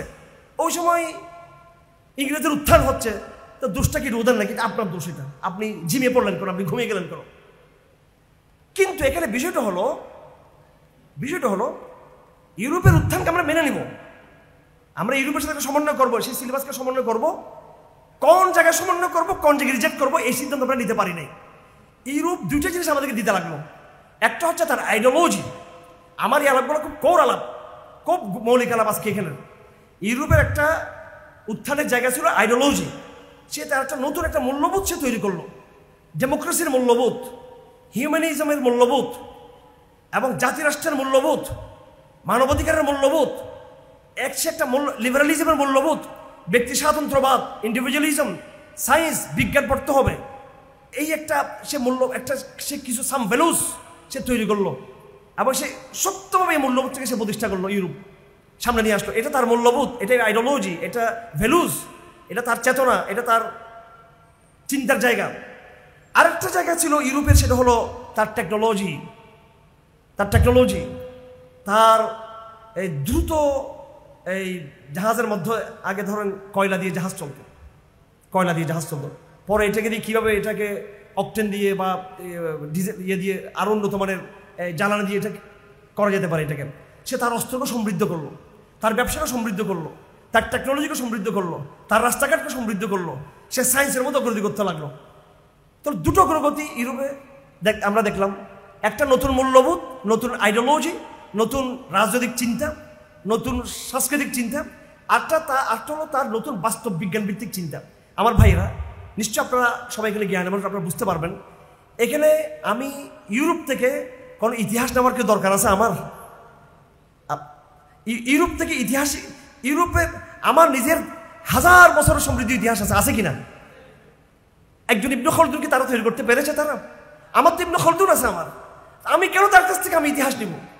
আমার তো জীবন ব্যবস্থা আছে, নিজামে হায়াত আছে, ইসলামিক কোড অফ লাইফ আছে, কোরআন আছে আমার, এবং 1500 বছরের আমার এই ইসলামের রাজনৈতিক ব্যবস্থা কাঠামো আমার সামনে আছে। আমার কাছে অর্থনৈতিক ব্যবস্থা আছে, জাকাতের নিজাম আছে আমার কাছে, ওসর ভিত্তিক ইসলামিক অর্থনীতি আছে, ইসলামিক অর্থনীতি একটা বড় একটা ফর্ম আমার কাছে আছে, এটা বাস্তব একটা ব্যবস্থা আমার কাছে আছে, ব্যবস্থাপত্র আছে আমার কাছে। আমি ওটা নেব কি জন্য? হ্যাঁ, আমার কাছে নাই, আমার কাছে অস্ত্র বানার প্রযুক্তিটা আমার কাছে নাই, আমার কাছে বিজ্ঞানের প্রযুক্তিটা আমার কাছে নাই, টেকনোলজি নেই। এখানে আমরা যেটা করেছি সেটা হলো আমাদের ঢাকা বিশ্ববিদ্যালয়, করাচি বিশ্ববিদ্যালয়, আমাদের চুয়েট, রুয়েট, বুয়েট, আমাদের টেক্সটাইল ইঞ্জিনিয়ারিংগুলো, আমাদের স্কুল কলেজ বিশ্ববিদ্যালয়, আমরা যেই পরিমাণ ইউরোপ থেকে টেকনোলজি নেওয়ার দরকার ছিল সেটা তো আমরা নিই নাই। আমরা বরং অপ্রয়োজনীয়, নিষ্প্রয়োজনীয় আইডিওলজিটাকে আমরা বরং বেশি গ্রহণ করেছি আমরা। এটা হচ্ছে এই আপনাদের ক্রাইসিসটা ছিল এটাই। আপনার দরকার ছিল ইউরোপ থেকে পরিপূর্ণভাবে তার বিজ্ঞানকে আত্মস্থ করা, তার টেকনোলজিটাকে ধারণ করা, তার শক্তির মূল জায়গা, তার শক্তির মূল যে জায়গাটা, ওইটা আপনার ধরার দরকার ছিল, সেটা আপনি ধরলেন না। আমাদের আধুনিক প্রজন্মের ভাইয়েরা যতটুকু তারা বিজ্ঞান বুঝে, তার থেকে তারা বেশি বুঝে, তাকে র্যাগডে করতে হবে। আমাদের ভাইয়েরা বোনেরা যতটুকু তারা কম্পিউটার সায়েন্স সম্পর্কে তারা পারদর্শী, তার চেয়ে এরা বুঝে শাহবাগে গিয়ে একটু নাচতে হবে, এভাবে করতে হবে। এটা আমাদের বোনেরা, আমাদের ভাইয়েরা কলেজ বিশ্ববিদ্যালয়ে যতটুকু সে আইনস্টাইনকে ধারণ করতে পেরেছে, তার চেয়ে সে বেশি ধারণ করেছে রবীন্দ্রনাথকে, আমার সোনার বাংলাকে সে ধারণ করেছে। এটা হচ্ছে আপনার ব্যর্থতা, এটা আপনার বিপর্যয় আপনার। এটা আমি আবার ওইদিকে আবার বলবো, হুজুর কি বাংলা সাহিত্যের বিরোধী নাকি? বাংলা সাহিত্যের রবীন্দ্রনাথকে বাংলা সাহিত্যের জনক নাকি? আমরা ওনাকে দিয়ে নজরুলকে আমরা ধামাচাপা দিলাম কেন? ফররুখকে আমরা ভুলে গেলাম কেন? ফররুখকে সাম্প্রদায়িকতার প্রতীক বানিয়ে ফেললাম। ফররুখকে বিদায় দেওয়া হলো, বাংলাদেশের কোনো বিশ্ববিদ্যালয়ের ছেলের ফররুখের নাম জানে না। হ্যাঁ, অথচ রবীন্দ্রনাথের বাংলাদেশ তৈরি করে হলো, মুজিববাদ রবীন্দ্রনাথের বাংলাদেশ হয়ে গেলো। এটা যাই হোক, সেটা আমি রাজনৈতিক গল্প যাবো না। এই ক্রাইসিসগুলো আওয়ামী লীগ আমলে তা না, আমি এখানে আওয়ামী লীগ আমলে হোক, এই আমলে হোক, আমাদের লড়াইটা অনেক গভীর, সকল পক্ষের সাথে। কিন্তু আমাদের লড়াইটা কিন্তু এখানে সকল পক্ষের সাথে, কারণ প্রত্যেক পক্ষ ইসলামের সাথে বেইমানি করতেছে এখানে। যারা আগে ছিল তারাও করেছে, তারা বর্তমানে তারাও কিন্তু ইসলামকে ধারণ করতেছে না কিন্তু ওইভাবে। আর আমাদের লড়াইটা গভীর, একটু ঠান্ডা মাথায় এগুলো বুঝতে হবে, এবং এটার জন্য নিজেকে স্কিল ডেভেলপ করতে হবে নিজেকে এটার জন্য। যাই হোক, তো এখানে যেটা হয়ে গেছে, আমরা আমাদের কলেজ বিশ্ববিদ্যালয়ের প্রজন্ম নিষ্প্রয়োজনীয় কাজ থেকে বেশি করছে। মনে করছে একটা প্যান্ট শার্ট পরে একটা স্মার্ট হতে পারলে মনে হয় এটা মনে হয় আমি আধুনিক। কেন? আপনি লুঙ্গি পরে তো আপনি বিজ্ঞান চর্চা করেন, লুঙ্গি পরে ড্রোন বানাতে পারেন, লুঙ্গি পরে তো আপনি ড্রোন বানাতে পারেন কিনা? আপনি গ্রামে বসে ব্যাটারি দিয়ে দিয়ে আপনি লুঙ্গি বললে কি বিজ্ঞানের পরিপন্থী নাকি? বলেন না, এটা তুমি বলতেছেন না করে। হ্যাঁ, আমাদের যত মেধাবী ছাত্র আমি দেখছি, এগুলা একটা এলিট ক্লাস থেকে আসে নাই। এগুলো ওই যে আমাদের চট্টগ্রামের খুলশি, তারপর আমাদের যে আগ্রাবাদ, ধানমন্ডি, গুলশান থেকে আসে না, সবগুলো গ্রামগঞ্জের ছেলেপেলেরা ড্রোন তৈরি করতেছে বাংলাদেশে, এরা বেশি মেধাবী। তো এখানে উল্টাপাল্টা হয়ে গেল বিষয়টা। আমাদের ওদের আইডিওলজি, ওদের ইতিহাস ওইভাবে আমার দরকার ছিল না, যেটা আমরা গ্রহণ করেছি। এখন সমাধানে আমরা চলে আসি। সমাধানটা হলো এটাই যে আমরা পরিপূর্ণভাবে আমাদের জীবন বিধান, আমাদের আকীদা, আমাদের বিশ্বাস, আমাদের চেতনা, আমাদের মূল্যবোধ, আমাদের ভ্যালুস, আমাদের থিংস, এগুলো আমরা কোত্থেকে নেব? কোরআন থেকে নিব, সুন্নাহ থেকে নিব, রাসূলের সিরাত থেকে নিব, আমাদের ১৫০০ বছর ইতিহাস থেকে আমরা গ্রহণ করবো ইনশাআল্লাহ। আগামী দিনের আমাদের চিন্তা, আগামী দিনে আমাদের আইডিওলজি, আগামী দিনে আমাদের ভ্যালুস, আগামী দিনে আমাদের জীবন ব্যবস্থা ইসলাম। কথা ঠিক কিনা? হ্যাঁ, কি করব আমরা তার সাথে এই সমন্বয়টা করব। এই আধুনিক জমানায় ইসলামকে বিজয় করতে হলে অবশ্যই আমাকে পরিপূর্ণ বিজ্ঞান এবং টেকনোলজিকে আমার ধারণ করতে হবে। এই জন্য আমি টেকনোলজিকে এখানে অগ্রাধিকার দেবো। আমি এখানে অগ্রাধিকার দেবো। এমন কলেজ বিশ্ববিদ্যালয় চাই যেখানে ফজর সালাতের জন্য প্রিন্সিপাল সাহেব এবং টিচাররা সবাইকে বাধ্য করবেন ফজর সালাতের জন্য। এমন কলেজ বিশ্ববিদ্যালয় চাই যেখানে একজন মুসলমানকে নেকাব পর্দা করা তার অধিকার, তাকে বাধ্য করাটাও কিন্তু অধিকার থাকে আমাদের, পরস্পরকে পরস্পর নসিহা দেওয়া। যেখানে কলেজ তাকে নেকাব পরার জন্য বাধ্য করতে পারে, এটা কোনো অধিকার ফধিকার লঙ্ঘনের কিছু নেই। তুমি মুসলিম, তুমি বোরকা পরবা। এখানে আপনি বাংলাদেশি নাগরিক হয়ে বাংলাদেশি আইডেন্টি আপনি বাদ দিতে যদি না পারেন, আপনি মুসলিম মেয়ে হয়েও মুসলিম আইডেন্টিটি বাদ দিতে পারবেন না। এটা ইসলামের জন্য বাধ্য করা যতটুকু প্রয়োজন ইসলামের জন্য, এই কথাটা অনেকের পছন্দ হবে না এখানে। সাথে সাথে টেকনোলজির সর্বোচ্চ ব্যবহার করা, সর্বোচ্চ ব্যবহার করা। আমাদের এমন প্রতিষ্ঠান হবে যে প্রতিষ্ঠানে পরিপূর্ণ ইসলামকে লালন করি, পরিপূর্ণ হেজাবকে লালন করি, নেকাবকে লালন করি, সলাৎকে লালন করি, কোরআনকে লালন করি, এবং টেকনোলজিক মানদণ্ডে আমরা সবার চেয়ে আমরা এগিয়ে। ভারতের মতো একটা রাষ্ট্র যারা পেশাব খায়, গরুর পেশাব যারা খায়, এরা কম্পিউটার সায়েন্স আমাদের থেকে বহু দূর এগিয়ে গেছে। এরা লজ্জা বাঙালি মুসলমানের জন্য। এটা এমন কেন হবে এটা? অথচ ওদের সংস্কৃতি কত নিম্ন মানের সংস্কৃতি এদের। আর আমরা কোথায়? আমরা ভারতের সাথে লড়তে পারতেছি না, চীনের সাথে করতে গেলে লড়বো, আমেরিকার সাথে লড়াটা আরো বহু দূরের বিষয়। ভারতকে পরাজিত করতে পারি নাই আমরা।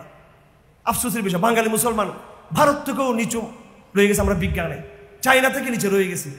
আর ইউরোপের সাথে আমাদের তুলনা করতে কষ্ট আসে। এগুলো আগে 100 বছর হয় কিনা আল্লাহ জানে।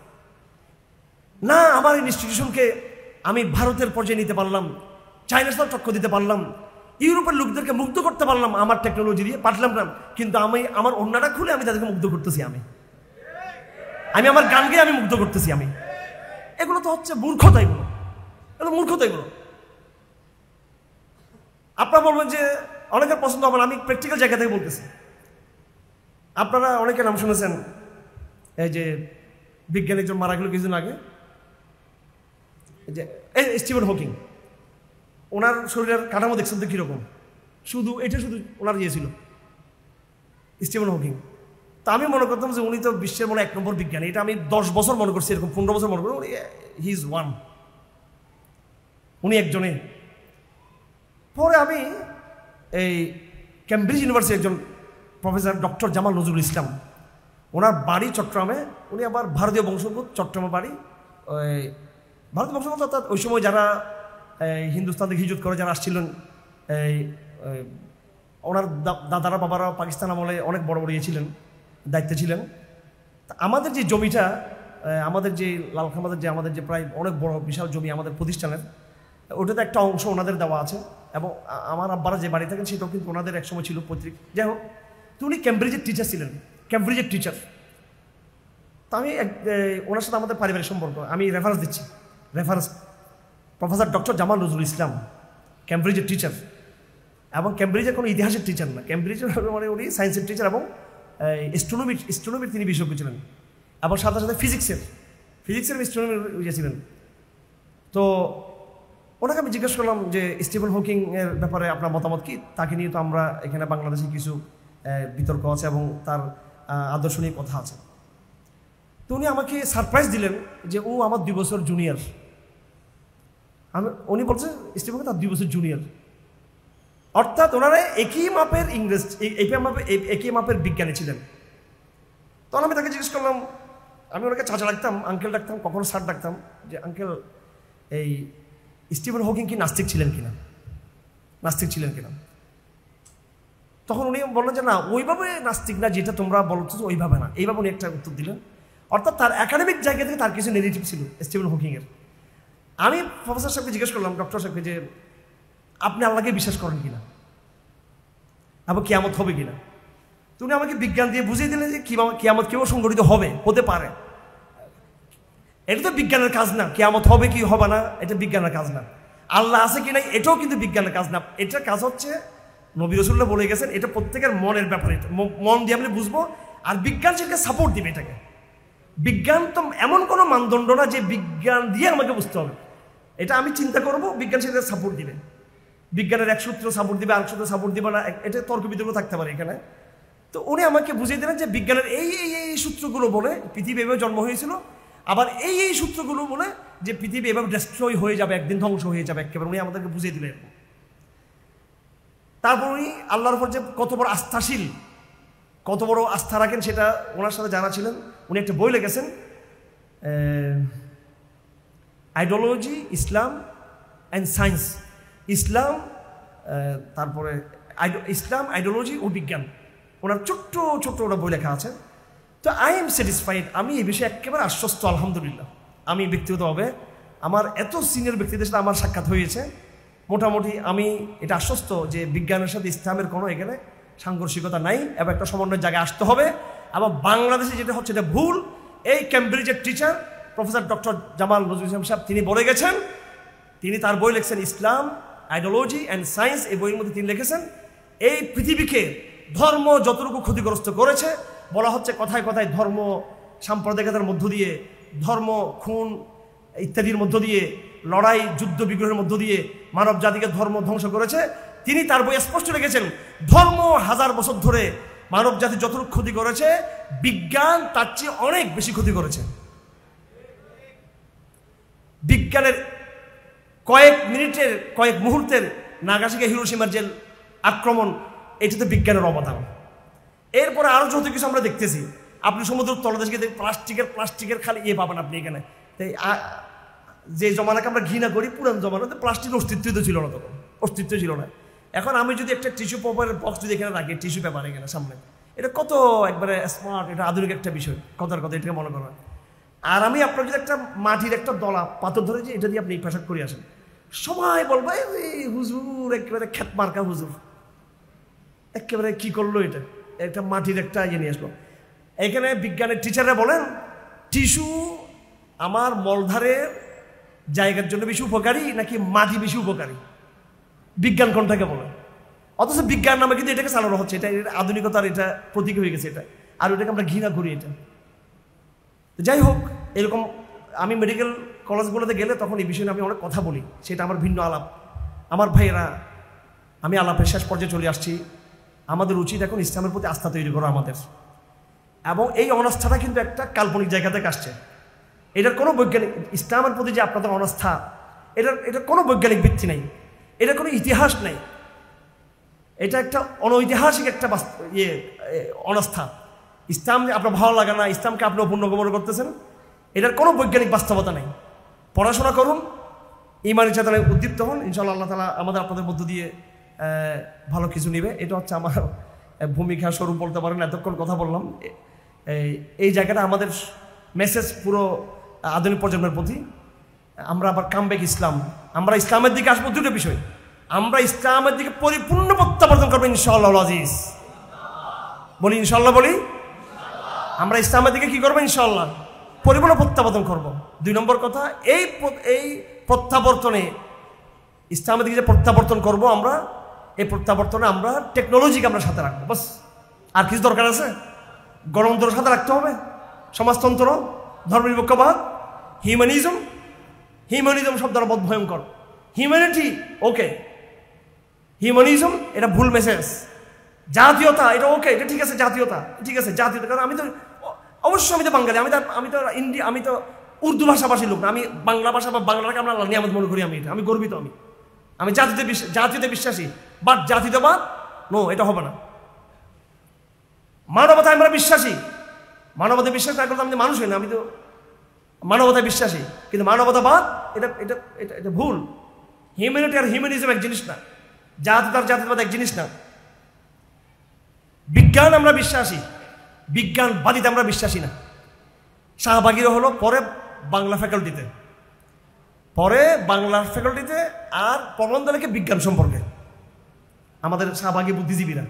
আমি সবগুলোর ব্যাকগ্রাউন্ড দেখছি, এগুলো সবগুলো এই 2nd ক্লাস 3rd ক্লাসের পরীক্ষার ফলাফল আর কি, পরীক্ষার ফলাফল। আর আমাদের দাওয়াতি টিমে যারা আছে, আমি তো মোল্লা গেছি, আমার সাথে যারা আছে ঢাকা ইউনিভার্সিটির অনার্সের মাস্টার ফার্স্ট ক্লাস ফার্স্ট বিজ্ঞান থেকে, আমি ওনাদেরকে সাথে নিয়ে আসতাম। আজকে আসার সুযোগ ছিল অবশ্য, খেয়াল করি নাই।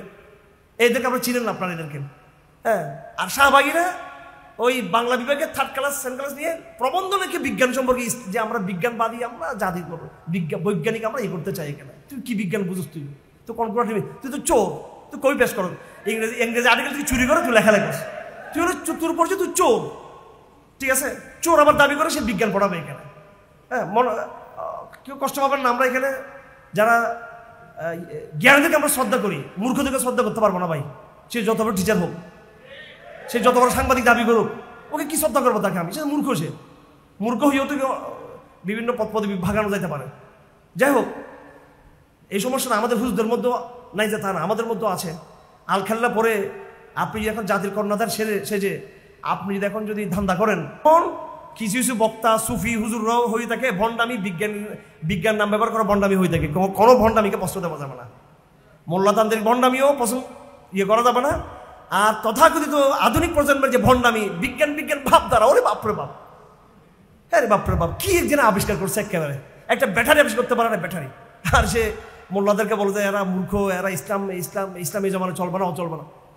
তো কি গবেষণা আছে বিজ্ঞান সম্পর্কে, শারীরিক কবিদের কি প্রোডাকশন আছে বিজ্ঞান সম্পর্কে? জাফর ইকবালের আপনি মৌলিক একটা অবদান দেখেন বিজ্ঞান সম্পর্কে, জাফর ইকবালের। আর যিনি ক্যামব্রিজের আসল বিজ্ঞানী, ওই চট্টগ্রামে, উনি ওই কবরে শুয়ে আছে এখন, এতে তাকে কেউ চিনে না। আর আমাদের প্রজন্ম চিনে কাদেরকে? জাফর ইকবালকে চিনেন।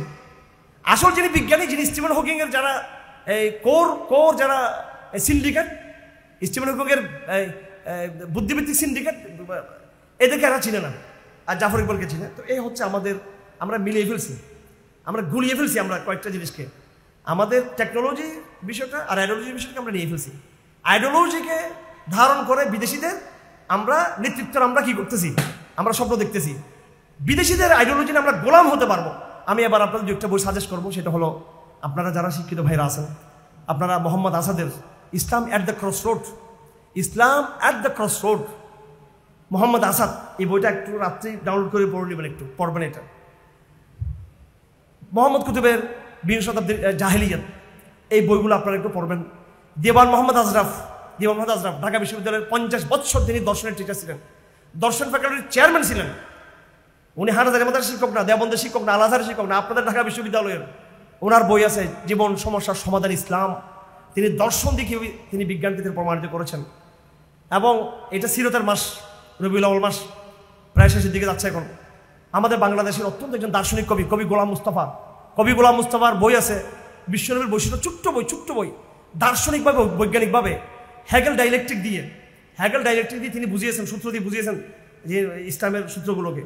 ইনি অনেক মতবাদ, এরপরে আইনস্টাইনের থিওরি অফ রিলেটিভিটি দিয়ে তিনি রসুলের মেরাজকে তিনি বিশ্লেষণ করেছেন। রসুলের মেরাজকে বাংলাদেশের কোনো নাস্তিক নাই, এমন একজন নাস্তিক নেই ডক্টর এই যে কবি গোলাম মুস্তাফার বই দিলে সে যে ইসলামের দিকে প্রত্যাবর্তন মানসিকভাবে হলো, সে ভিতরে পরিবর্তন হয়ে যাবে। তার এত শক্তিশালী লিটারেচার তৈরি করেছেন। এগুলো আপনারা পড়ে নিজেদের মধ্যে একটা আত্মবিশ্বাসের জন্ম দিতে পারেন। এই বইগুলো বাংলাদেশে লেখা হয়েছে, এগুলো এই শেষে যে দুইটা বই বললাম, এগুলো পড়ে আমাদের জ্ঞানকে সমৃদ্ধ করতে হবে। আমি কথা অনেক লম্বা করছি, আমার মেসেজ একটাই, আপনাদের মধ্যে আত্মবিশ্বাস ফিরিয়ে আনুন, বাস্তবতায় বিশ্বাসী হন, এটাই আমার প্রতি নসিহা। এটা লেখা আছে নসিহা প্রোগ্রাম।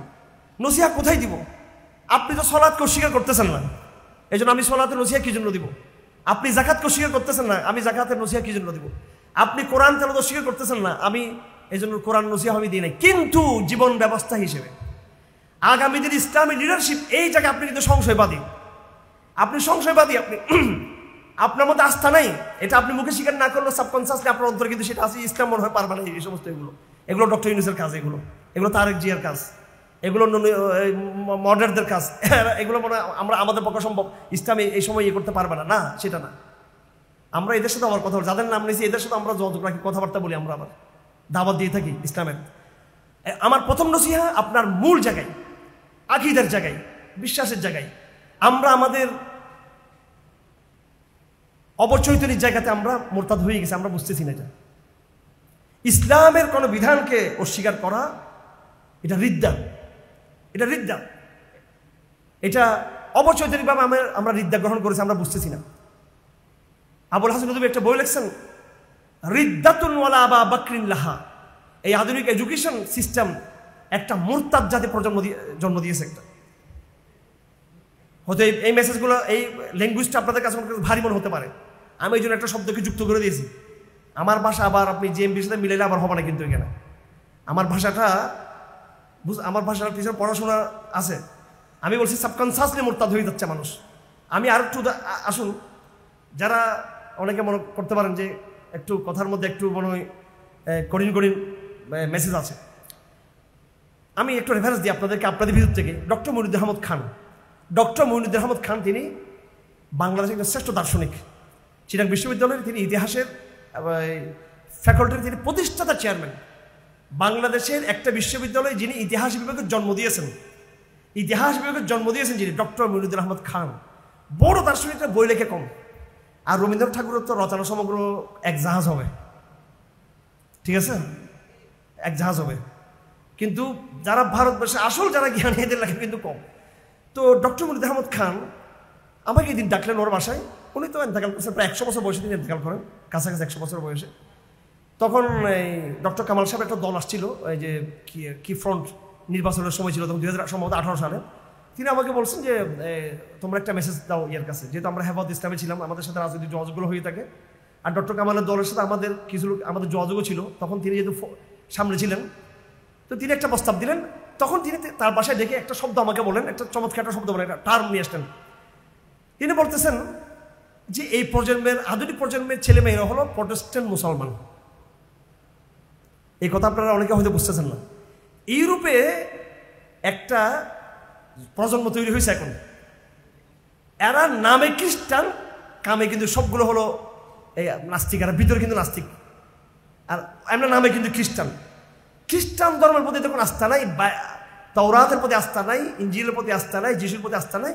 জাস্ট পারিবারিক আইডেন্টিটির জায়গা থেকে তারা নিজেকে খ্রিস্টান মনে করেন। এবং এদের পিছনে কাজ করছে ইহুদিরা, এবং তারা ওল্ড টেস্টামেন্ট নিউ টেস্টামেন্টকে যুক্ত করে তারা বাইবেলকে সামনে নিয়ে আসছে। পুরো খ্রিস্টান ধর্মকে তারা বিকৃত করে দিয়েছে, তারা একেবারে বিকৃত করে। এখন যে খ্রিস্টানরা আছে, এরা খ্রিস্টান ধর্মের বিকৃত রূপ। এখানে দুইটা দল আছে, ক্যাথলিক খ্রিস্টান, প্রটেস্ট্যান্ট খ্রিস্টান। প্রটেস্ট্যান্ট হচ্ছে জাইনবাদীদের সমর্থক, ইহুদিদের সমর্থক।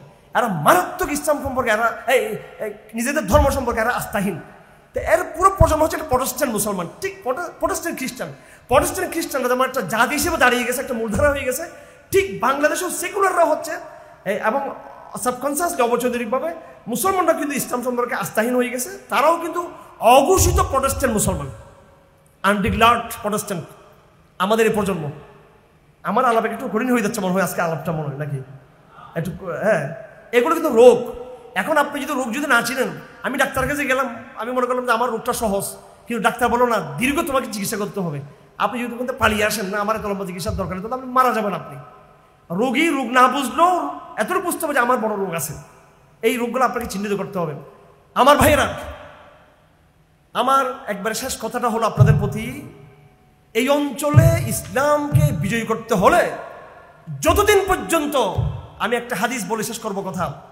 আল্লাহ রসুলকে সাহাবায়ে কেরাম জিজ্ঞেস করেছিলেন, মান আকরামুন নাস, ইয়া রাসূলুল্লাহ, সবচেয়ে সম্মানী ব্যক্তিকে, সবচেয়ে মর্যাদাবান ব্যক্তিকে? আল্লাহ রসুল বলেন, আকরামাকুম ইনদাল্লাহ আতকাকুম, সবচেয়ে সম্মানী ব্যক্তি হচ্ছে যে সবচেয়ে বেশি মুত্তাকি, সে সবচেয়ে সম্মানী। সাহাবায়ে কেরাম বলেন, ইয়া রাসূলুল্লাহ, আমরা সেটা জিজ্ঞেস করি নাই, আমরা অন্য কিছু জিজ্ঞেস করতে চাই। আল্লাহ রসুল বলেন, তাহলে কার সম্পর্কে জিজ্ঞেস করছো সম্মানী ব্যক্তি? তোমরা কি নবী ইউসুফের কথা বলতেছো? ইউসুফ নবিয়ুল্লাহ ইবনু নবিয়িল্লাহ ইবনে খালিলিল্লাহ। ইউসুফ তার বাবা ছিলেন নবী ইয়াকুব, ইয়াকুবের আব্বা ছিলেন নবী ইসহাক, ইসহাকের আব্বা ছিলেন ইব্রাহিম, তিনি নবী ছিলেন। নবীর সন্তান নবী, তার সন্তান নবী, তার সন্তান নবী। তোমরা কি বলছো ইউসুফের কথা? ইউসুফ মানুষের মধ্যে সবচেয়ে সম্মান হচ্ছে ইউসুফ। তিনি নিজে নবী, তার আব্বাও নবী, তার দাদাও নবী, তার দাদার আব্বাও নবী ছিলেন। উনি সম্মানিত ব্যক্তি। সাহাবায়ে কেরাম বলেন, না, আমরা এই সম্পর্কে আপনি জিজ্ঞেস করি নাই, আমরা অন্য কিছু জানতে চাচ্ছি। তো রাসূলুল্লাহ অনেক বিচক্ষণ ছিলেন। তখন রাসূলুল্লাহ সাল্লাল্লাহু আলাইহি ওয়াসাল্লাম বলেন, ও আচ্ছা, আন মাআদিন হারব তাসআলুনি, তোমরা কি আরবের সেই গুপ্তধন সম্পর্কে আমাকে জিজ্ঞেস করছো? আরবের ম্যান পাওয়ার সম্পর্কে, আরব হিস্ট্রি, ইতিহাসের জায়গা থেকে আমাকে প্রশ্ন করছো? হ্যাঁ হ্যাঁ হ্যাঁ। খিয়ারুকুম ফিল জাহিলিয়াহ আন-নাসু কামাআদিন যাহাব ওয়াল ফিদ্দাহ, খিয়ারু ফিল জাহিলিয়াহ খিয়ারু ফিল ইসলাম। এই আরবরা হলো স্বর্ণ, চাঁদি, রূপার সেই, এবং যে জমিনের ভিতরে লুকিয়ে থাকা যে খনিজ সম্পদ রয়েছে, গুপ্তধন রয়েছে, স্বর্ণ রূপার মতো আরবরা হচ্ছে বিশাল এক গুপ্তধন। খিয়ারুহুম ফিল জাহিলিয়া খিয়ারুহুম ফিল ইসলাম। আরবের মধ্যে যারা স্কলার, আরবের মধ্যে যারা ভদ্র, যারা সিভিলাইজড, যারা বিচক্ষণ, যারা জেনিয়াস, যারা বুদ্ধিমান, যারা সভ্য, যারা কালচার, এরাই যখন ইসলাম গ্রহণ করবে, এরাই হবে মানব জাতির সবচেয়ে শ্রেষ্ঠ সন্তান, এরাই হবে। আপনি দেখুন হযরত ওমর, ওনার আগের চরিত্র কী ছিল? উনি যখন ইসলাম আনলেন, ওনার সেই আভিজাত্য নিয়ে, সেই আইয়ামা জাহেলের আভিজাত্য নিয়ে হযরত ওমর ইসলামকে ধারণ করে তিনি নেতৃত্ব দিয়ে দিলেন। তিনি হয়ে গেলেন সবচেয়ে বড় অভিজাত। হযরত ওসমান আইয়ামা জাহেলিয়াতের আভিজাত্যকে নিয়ে ইসলামের জন্য ইউটিলাইজ করলেন। হযরত আলী আইয়ামা জাহেলিয়াতের আভিজাত্যকে নিয়ে, তলহা, জুবাইর, খাদিজা, আয়েশা, তলহা, জুবাইর, খালিদ বিন ওয়ালিদ, এরা সবার পিছনে ব্যাকগ্রাউন্ড ছিল, আভিজাত্যের ব্যাকগ্রাউন্ড ছিল। আইয়ামা জাহেলিয়াতের আভিজাত্যের ব্যাকগ্রাউন্ড ছিল, বুদ্ধিমত্তার ব্যাকগ্রাউন্ড ছিল, সভ্যতার ব্যাকগ্রাউন্ড ছিল, মানবিক মূল্যবোধ এবং জ্ঞানের ব্যাকগ্রাউন্ড ছিল। এই ব্যাকগ্রাউন্ডগুলোকে তারা ধারণ করে ইসলাম গ্রহণ করে ওই আভিজাত্যকে, ওই চিন্তাকে, নিজেদের জেনেটিক গুণগুলোকে তারা ইসলামে ইউটিলাইজ করে, তারাই হয়ে গেছে মানব জাতির লিডার হয়ে গেছে তারা। আমার মেসেজ আপনাদের প্রতি, আপনারা নেতৃত্ব দিবেন। যদি তাদের ইউরোপের সংস্কৃতিকে, ভারতের সংস্কৃতিকে ধারণ করে থাকেন, গোলাম থেকে যাবেন, গোলাম থেকে যাবেন, নেতা হতে পারবেন না। আল্লাহ পাক বলেন, কুনতুম খায়রা উম্মাহ উখরিজাত লিন-নাস, you are best of the people. তোমার কাজ তো নেতৃত্ব দেওয়া, তুমি নতুন অর্ডার বিনির্মাণ করবা, নতুন গ্লোবাল অর্ডার তৈরি করবা তুমি, এটা তোমার কাজ। তোমার কাজ গোলাম হয়ে থাকে না।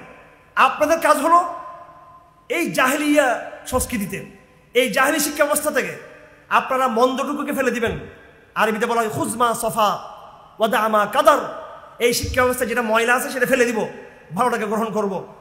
এবং এটাকে আরবি, আমাদের অন্য ভাষায় বলা হয় আত-তাতবিক বাইনাল কাদিম সালেহ ওয়াল জাদিদ নাফি'।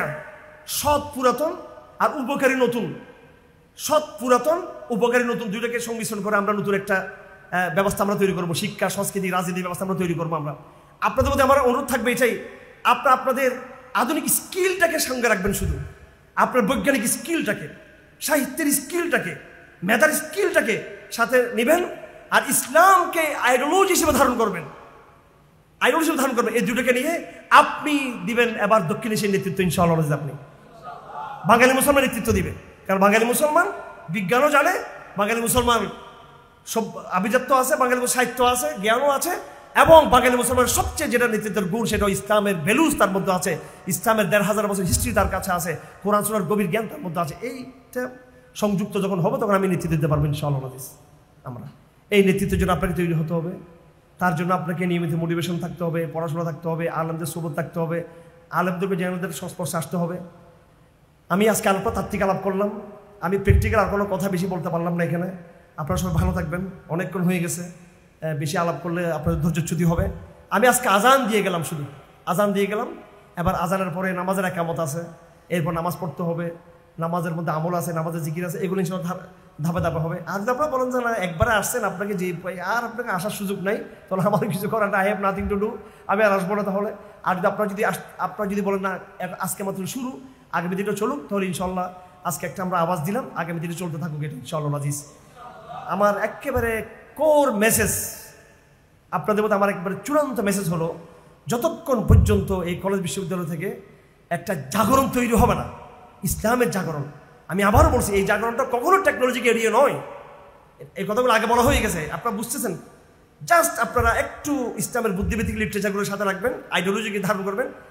যতক্ষণ পর্যন্ত এই জাগরণের জায়গাটা এখান থেকে তৈরি না হবে, শুধু মাদ্রাসা দিয়ে, শুধু তবলিগ দিয়ে, শুধু খানকা দিয়ে, অথবা কেউ যদি চিন্তা করে যে আমরা বাংলাদেশে সশস্ত্র হয়ে যাবো, বাংলাদেশে বিচ্ছিন্নভাবে, এইসব কোনো কিছু দিয়ে কিন্তু ইসলামকে আমরা বিজয় করতে পারবো না। আমাদেরকে আধুনিকতার কোর জায়গায় ইসলামের দাওয়াত দিয়ে এই কাফেলা, সাহাবাওয়ালা কাফেলা এখান থেকে বের করে আনতে হবে। একেবারে সর্বশেষ মডেলটা আপনাদের সামনে উপস্থাপন করার বক্তব্য শেষ করে দিচ্ছি। আপনাদের সামনে কারা আছে, আপনারা অনেক সময় এই মতিভ্রম হয়ে যায় আমাদের, যে আমরা মডেল কাকে রাখবো, কাকে আমরা ইয়ে করবো, কাকে সামনে রাখবো। অস্থির, কাউকে সামনে রাখতে হবে না, সাহাবা কেরামদেরকে সামনে রাখবেন।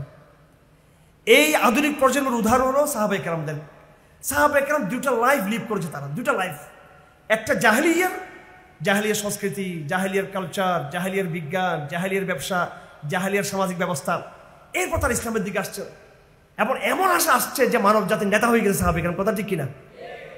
ঠিক আপনারাও আমাদের বাংলাদেশে কলেজ বিশ্ববিদ্যালয়ের যে প্রজন্ম, ছেলেরা এবং মেয়েরাও, মেয়েদেরকেও সাথে যুক্ত করতে হবে।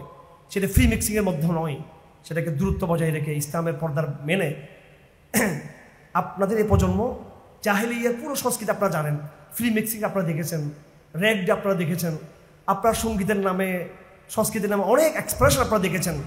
এই জায়গা থেকে এরপরে তার সাথে কিছু ভালো বিষয় ছিল, সাহিত্য ছিল, বিজ্ঞান ছিল, এই বিষয়গুলোর সাথে নিয়ে, ভালো জিনিসগুলোর সাথে নিয়ে যদি আপনি ঠিক সাহাবা ইকরামদের মতো যদি আপনি রিভার্টেড হন, আপনাকে অবশ্যই রিভার্টেড হতে হবে, রিভার্টেড টু ফ্রম জাহেলিয়া টু ইসলাম।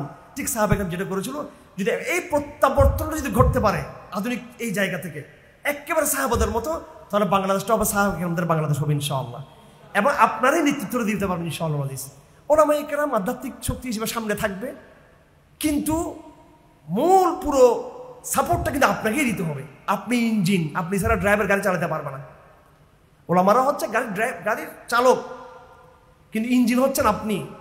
আপনি বিজ্ঞান জানেন, সাহিত্য জানেন, সমাজ বুঝেন, রাষ্ট্র বুঝেন, সব কিছু বুঝেন, এবং এই আধুনিক তাগুদিজমকে কিভাবে ভাঙতে হবে এটা আপনি ভালো বুঝেন। এটা আপনি, হ্যাঁ, আপনারা র্যাগড হওয়ার কথা ছিল এখানে, সে জায়গায় আপনার নসিহা দিয়েছেন। এটা তো বাংলাদেশের আমির হেফাজত পক্ষ সম্ভব না, যেটা আপনি করছেন। যেটা এই রাষ্ট্রকে পরিবর্তনের সম্ভব আপনার মধ্য দিয়েও সম্ভব। এটা মাদ্রাসার ছাত্র যা পারবে না তার চেয়ে আপনি বেশি পারবেন। সে নামাজের ইমামতি করবে, সে ড্রাইভিং সিটে থাকবে, কিন্তু আপনি হচ্ছেন এই পুরো পরিবর্তনের চালিকা শক্তি হচ্ছেন আপনি। চালিকা শক্তি আপনি। 1 লক্ষ ছেলে যদি শরিয়ার দাবি করে, ডক্টর ইউনূস বলবে আচ্ছা দেখি এটা দেখা যাক, মাদ্রাসার ইতিম ছাত্র হুজুররা কি বলতে, আমি দেখবো এটা তোমাদের দাবি। আর 5000 যদি বিশ্ববিদ্যালয়ের ছাত্র একসাথে শরিয়ার দাবি করে, এটা তাদের টনক নড়িয়ে দেবে, কিন্তু এটা কিন্তু টনক নড়িয়ে দেবে। এবং বাস্তবে ওই 5000 ছেলে কিন্তু ওই যোগ্যতা রাখে, এই বাতিল সভ্য থেকে, জাহেলি সভ্য থেকে পরাজিত করার যোগ্যতা তারাই কিন্তু বেশি রাখে, কিন্তু যেহেতু তারা ওই ঘরানার মধ্য দিয়ে তারা বেড়ে উঠেছে। আল্লাহ পাক সুবহানাহু ওয়া তাআলা আপনাদেরকে আগামী সময়ের নেতৃত্বের জন্য আল্লাহ পাক কবুল করুন। আল্লাহ পাক ইসলামের জন্য কবুল করুক। আল্লাহ পাক আপনাদের সকলকে আল্লাহর রসুলের যে মিশন, এই মিশনকে বাস্তবায়ন করুন তৌফিক দান করুন। আল্লাহ পাক আমাদের সকলকে, আমরা ঐক্যবদ্ধভাবে কাজ করব, আমরা আমাদের ব্যক্তি জীবনে পরিবর্তন আনবো। ব্যক্তি জীবন আমরা আরও বেশি মুত্তাকি হওয়ার চেষ্টা করব, কোরআন পড়ব, সুন্নাহকে ধারণ করব, এবং আমরা মসজিদমুখী জীবন আমরা ধারণ করার চেষ্টা করব। তাবলীগ জামাতে মাঝে মাঝে আমরা সময় দিয়ে নিজের ঈমান আমলকে ধরে রাখার চেষ্টা করব। এবং ইসলামের যে রাজনৈতিক যে চেতনা, ইসলামের যে বৈপ্লবিক যে চেতনা ইসলামের, ওইটাও অবশ্যই ধারণ করব। তবলীগ করতে গিয়ে আবার ইসলামের বিপ্লব কিছু ভুলে গেলে হবে না।